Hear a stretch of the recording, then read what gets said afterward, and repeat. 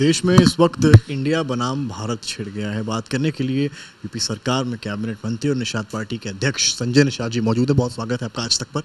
Sanjay ji, India बनाम भारत, आपकी क्या प्रक्रिया है? अरे भारत तो कभी महाभारत था, बृहद भारत था, लेकिन इन अंग्रेज़ों मुगलों ने उसे भारत के रूप में आ गए। अब भारत के लोग जाग चुके हैं, उससे आगे कोई उसका एक बाल भी इधर उधर नहीं करना चाहते हैं। और मैं तो धन्यवाद दूंगा तत्कालीन माननीय मुलायम सिंह को, उन्होंने प्रस्ताव पारित किया था। पिछड़ों के नेता थे कि भाई भारत भारत रहेगा, इंडिया नहीं रहेगा, सब हटेगा, अंग्रेज़ों का दिया हुआ सब हटेगा, भारत भारत रहेगा। तो आज के दिन में अब जो बाप के रास्ते पर चले तो क्या कहा जा सकता है। अब बाप ने कहा कि नहीं इंडिया नहीं रहेगा, भारत रहेगा, तो हम लोग भारतीय सभ्यता वाले हैं ना, तो हम लोग माननीय मुलायम सिंह को धन्यवाद देंगे। लेकिन अब जनता इंतज़ार कर रही है कि जो बाप के फैसले को बदले उसे क्या कहा जा सकता है। वो तो वही था जिस तरीके से औरंगजेब था, अपने बाप को जेल में बंद करके उनके फैसले को बदलता था, तो इसे माननीय मुलायम सिंह के फैसले को उनके बेटे बदल रहे हैं। आज हम लोग इस देश के सारे नागरिक भारत के साथ हैं, भारतीय संस्कृति के साथ हैं, भारत की अर्थव्यवस्था के साथ हैं, उभरते हुए भारत को फिर से विश्व गुरु बनाना चाहते हैं और माननीय मोदी जी के नेतृत्व में फिर से भारत को ताकतवर के रूप में लाना चाहते हैं और देश के गरीबों का भी कल्याण करना चाहते हैं। और भारत की शुद्धता रही है कि कोई भी जनता जनार्दन होती है, ईश्वर का रूप होता है। और निचले श्रम में आपने देखा होगा कि त्रेता में भगवान राम जब पार किए थे गंगा, तो निषाद राज ने गंगा पार कराई और नत्था लाल केवट ने कहा कि भाई आपका मरम मैं जानता हूँ, बिना पाँव पखारे आपको। तो क्यों ऐसा कहा, पूछा गया नत्था लाल जी क्यों आप ऐसा कि आप इनको भगवान के रूप में कैसे आप पहचान रहे हो कि भगवान हैं। तो उन्होंने कहा अब तक जितने मेरे पिताजी भी नाव चलाते थे, मैं भी नाव चलाता था, लेकिन इससे पहले जो लोग नाव पर सवार होते थे उनकी विचार जो है तुच्छ हुआ करते थे, हम लोगों को नीच और ऐसे अपमानित और ऐसे शब्दों से प्रयोग करते थे कि हम लोग आधा खाना छोड़ के नाव पर आना पड़ता था। वो इंसान के रूप में लोग शैतान हुआ करते थे। लेकिन जैसे ही आए और इन्होंने कहा निषाद जी, केवट जी, तो जब मर्यादित शब्दों का प्रयोग वही कर सकता है जो ईश्वर का रूप होता है। आपके हिसाब से इंडिया अमर्यादित हो गया है? और निश्चित रूप से अमर्यादित है इंडिया। अंग्रेज़ों का दिया हुआ नाम है, ब्रिटिश इंडिया नाम था। जब ब्रिटेन के हाथ में देश था तो ब्रिटिश इंडिया नाम था और आज इस देश का नाम भारत है।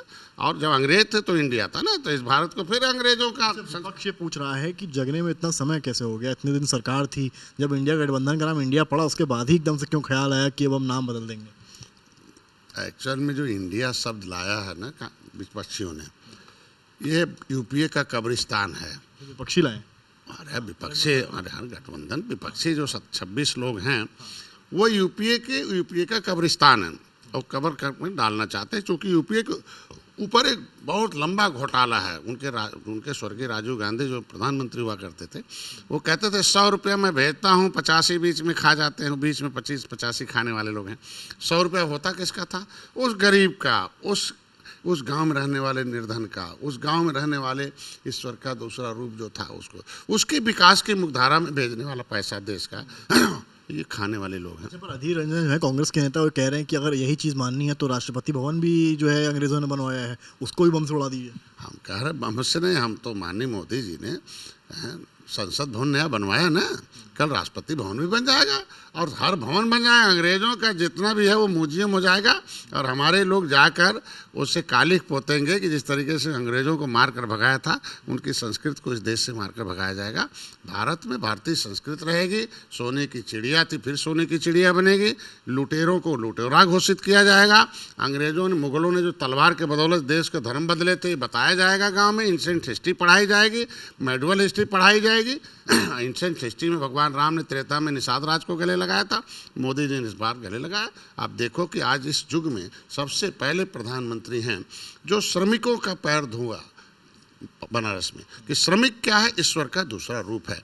कभी केवट राम ने ईश्वर को पहचाना और मोदी ने the real God is voter is the democracy. इस युग का असली भगवान कौन है? वोटर है, उसी के पास तो पावर है ना, वो साइनिंग अथॉरिटी है, वही मोदी को प्रधानमंत्री बनाया ना।